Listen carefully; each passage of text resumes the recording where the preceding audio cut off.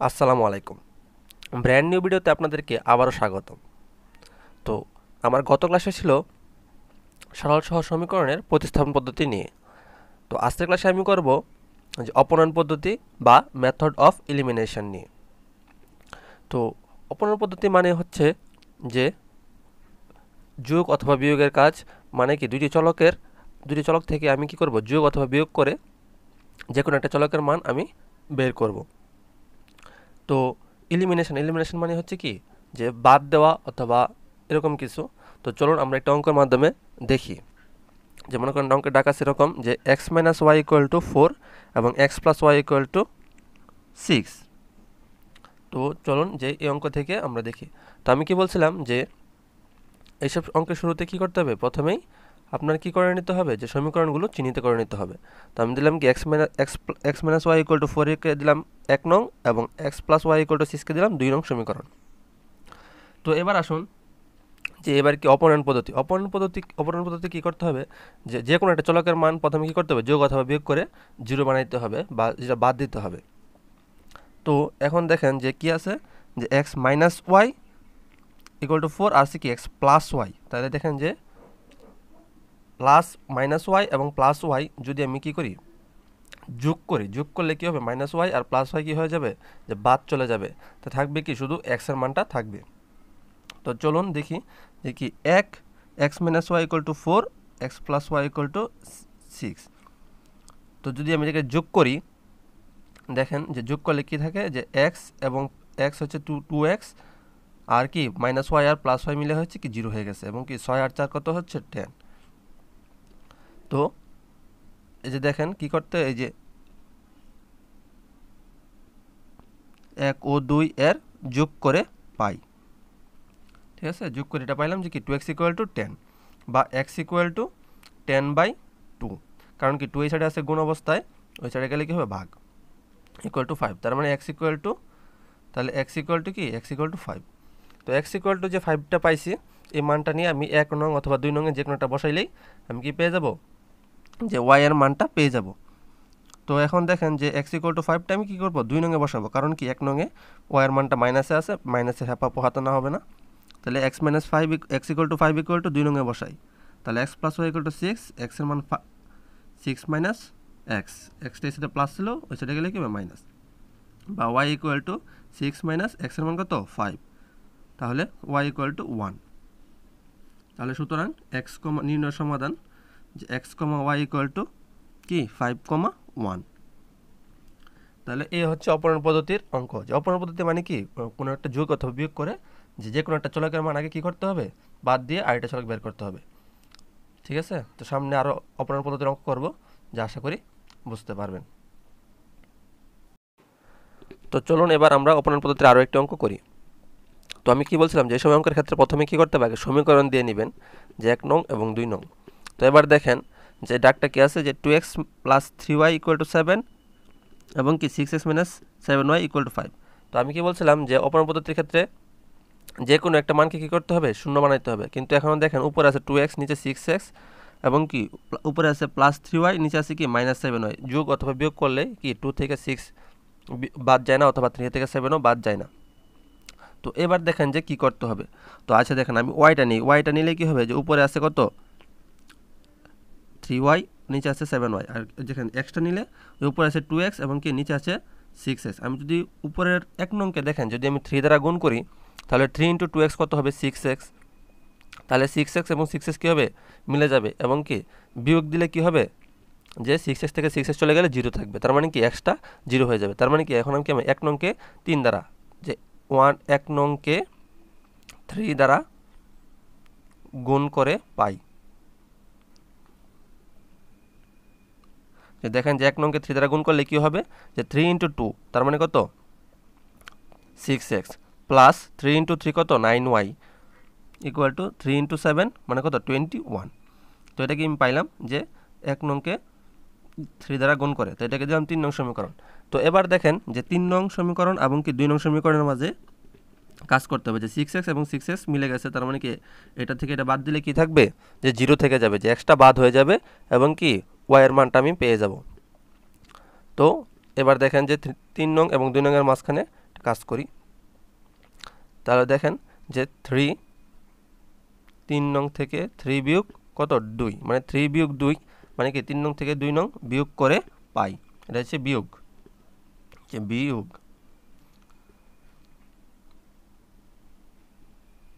তো দেখেন যে 3 নং থেকে 2 নং যে 6x plus 7y equal to 21, sorry 6x plus 9y 21, এবং নিচেরটা হচ্ছে 6x minus 7y equal to 5। তো এবার দেখেন আমি কী করবো, বিয়োগ। তো আমরা জানি কি বিয়োগের সময় নিচের রাশির কী হয়, চিহ্ন চেঞ্জ হয়। তাহলে এটা হচ্ছে প্লাস 6x, এটা হবে কি মাইনাস 6, এটা হচ্ছে মাইনাস 7y, এটা হবে কি প্লাস 7y, এবং মাইনাস প্লাস 5 হয়ে যাবে মাইনাস 5। তাহলে 6x থেকে মাইনাস 6x গেলে 0, এবং কি প্লাস 9y এবং কি 7y হচ্ছে প্লাস, তাহলে 9 ইন্টু 9 প্লাস 7 16। এখন কি 21 মাইনাস 5 ইকুয়াল টু 16, বা y ইকুয়াল টু কী দাঁড়াইলো 16/16, বা y ইকুয়াল টু কত 1। তাহলে y ইকুয়াল টু 1 এর মানটা আমি কী করবো, যে 3 নঙে বসাই দিই। তাহলে কারণ কি 3 নঙে বসাইলে সুবিধা আমার আছে যে y ইকুয়াল টু 1, কারণ কি এখানে যে মাইনাস ছিল এখানে এটা বসানোর দরকার নেই, 2 নঙে বসাই, y ইকুয়াল টু 1 2 নঙে বসাই। তো 2 নঙে বসালে দেখেন কি আছে, যে 6x minus 7y equal to 5, বা 6x মাইনাস 7 ইন্টু 1, বা 6x equal to 5 plus 7 into 1, বা 6x ইকুয়াল টু কি 5 প্লাস 7 ইন্টু 1 মানে কত 7, 7 আর 5 12, 6x ইকুয়াল টু 12, বা x ইকুয়াল টু কত 12/6, 6 আছে গুণ অবস্থায়, 6 x এর সাথে এই সাইডে গেলে কি ভাগ, তাহলে x ইকুয়াল টু 2। তাহলে আমি কী মান পাইলাম, যে x equal to 2, y equal to 1। আমি কী মানটা পাইলাম, যে x equal to 2, y equal to 1, সুতরাং x, y ইকুয়াল টু 2, 1। তো চলুন দেখি অপূরণ পদ্ধতির আরেকটি অঙ্ক। তো দেখেন যে কী দেওয়া আছে, যে x/6 plus 2/y equal to 2, এবং x/4 minus 1/y equal to 1। তো কী বলছিলাম, যে এইসব অঙ্ক করার ক্ষেত্রে যে প্রথমে আপনি কী করতে হবে, যে সমীকরণ নং দিয়ে দিতে হবে। তো আমি উপরটাকে দিলাম 1, নিচেরটাকে দিলাম সমীকরণ নং 2।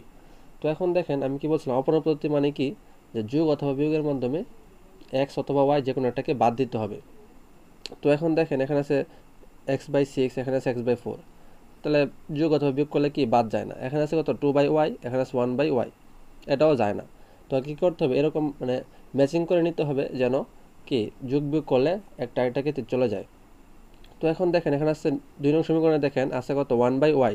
তো আমি যদি উপরে 1কে 2 দ্বারা গুণ করি তাহলে কী হবে 2, তো 2/y, তাহলে দেখেন যে উপরে একটা প্লাসের 2/y, নিচেটা আছে মাইনাসের, যদি 2 দ্বারা গুণ করি তাহলে কী হবে 2/y, তাহলে যোগ করলে কী হবে, যে প্লাসে মাইনাসে বিয়োগ হয়ে যাবে।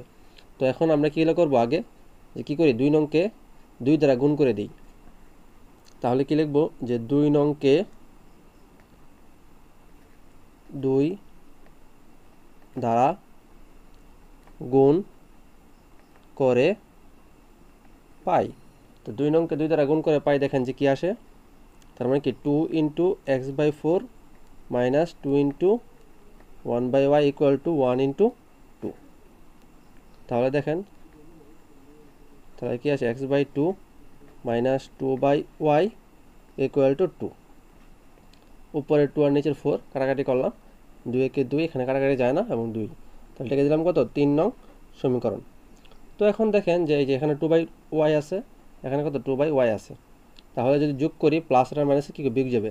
তার মানে এখন কি, এখন লিখব যে 1 ও 3 যোগ করে পাই, এই যে 1 প্লাস 3 নং হতে পাই, মানে কি এই যে 1 নং সমীকরণ এবং 3 নং সমীকরণ দুটা যোগ করে পাই, যে কি পাই x/6 plus 2/y equal to 2, x/2 minus 2/y equal to 2।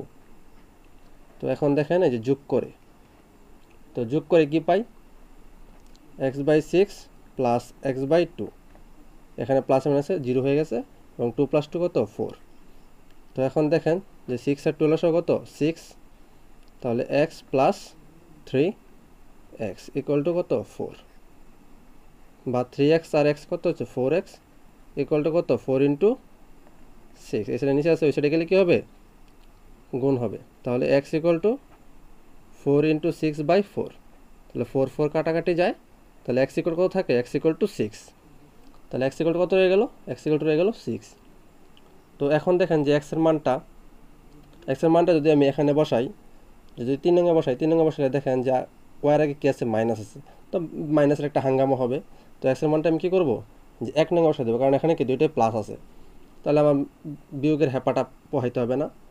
তো আমি কি করব, যে এক্স ইকুয়াল টু 6 1 নং এ বসাই, তাহলে 1 নং বসালে দেখেন কি আসে, 1 নং আছে কি x/6, তাহলে x এর মান হচ্ছে 6, তাহলে 6/6 প্লাস 2/y ইকুয়াল টু 2, তাহলে কি 6/6 কত 1 প্লাস 2/y ইকুয়াল টু 2, তাহলে কি 2/y ইকুয়াল টু 2 প্লাস 1 রয়েছে গেলে কি -1, তাহলে 2/y ইকুয়াল টু কত, y মাইনাস 2 - 1 ইকুয়াল টু 1।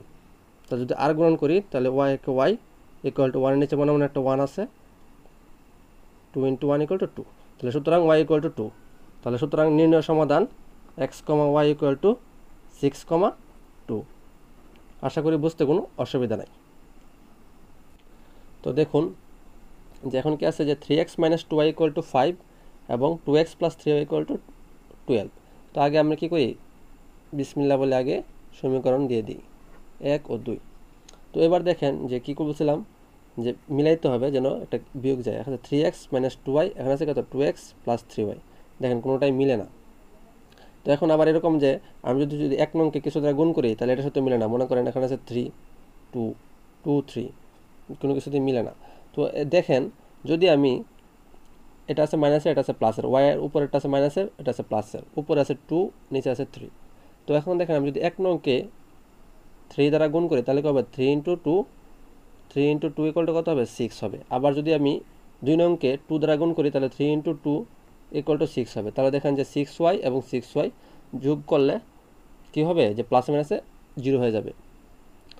তো এবার দেখেন যে কি করতে হবে, যে 1 নংকে গুণ করতে হবে 3 দ্বারা এবং 2 নংকে গুণ করতে হবে কত দ্বারা, 2 দ্বারা। তাহলে দেখেন যে 1 নংকে 3 দ্বারা ও 2 নংকে 2 দ্বারা গুণ করে, দুটাকে গুণ করে কি করব, যোগ করে, গুণ করে যোগ করে পাই।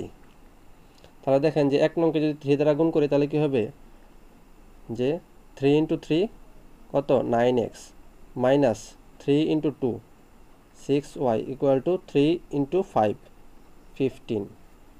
এবং দেখেন যদি 2 নংকে 2 দ্বারা গুণ করি, তাহলে কত 2 × 2 4x plus 2 × 3 6y equal to 2 × 12 24। তো এবার দেখেন কি বলছিলাম, যে গুণ করছি, গুণ করে কি করতে হবে, যোগ করতে হবে, দুইটা 1 ও 2 যোগ করতে হবে। তো এখন দেখেন যে যোগ করি, তাহলে 9x এবং 4x ইকুয়াল টু কত 13x এবং কি +6 আর -6 0, তাহলে এবং 15 আর 24 যোগ করলে হয় 39। এবার দেখেন x ইকুয়াল টু 39/13 বা x ইকুয়াল টু 3। তাহলে কি আমি একটি চলকের মান পেয়ে গেলাম, যে x ইকুয়াল টু 3। তো এবার দেখেন যে x এর মানটা আমি কি করি, যে 2 নংয়ে বসাই, যে x ইকুয়াল টু 3 2 নং এ বসাই। তো দেখেন কি হয়, যে 2 × x এর মান কত 3 প্লাস 3y ইকুয়াল টু 12, তাহলে 3y ইকুয়াল টু 12, 3 × 2 হচ্ছে 6, তাহলে এই সাইডে ছিল প্লাস, এই সাইডে হবে কি -6, বা 3y equal to 12 - 6 equal to 6, বা y ইকুয়াল টু 6/3, বা y ইকুয়াল টু 2। তাহলে সুতরাং নির্ণয় সমাধান x, y equal to x এর মান হচ্ছে 3, y 2। তাহলে এই হচ্ছে অপূর্ণায়ন। অপূর্ণায়ন মানে হচ্ছে কি, যে প্রথমে কি করতে হবে, যে গুণ করে বা যদি থাকে, তাকে আগে কী করতে হবে, যে কোনো একটা রাশিকে মিলাইতে হবে, যেন যোগ অথবা বিয়োগ করলে 0 হয়ে যায়, মানটা কি হবে, 0 হয়ে যায়। তাহলে কি একটা মান থাকবে, একটা চলকের মান পেয়ে যাব, তারপর এই মানটা নিয়ে আরেকটার সাথে বসাইলে হবে।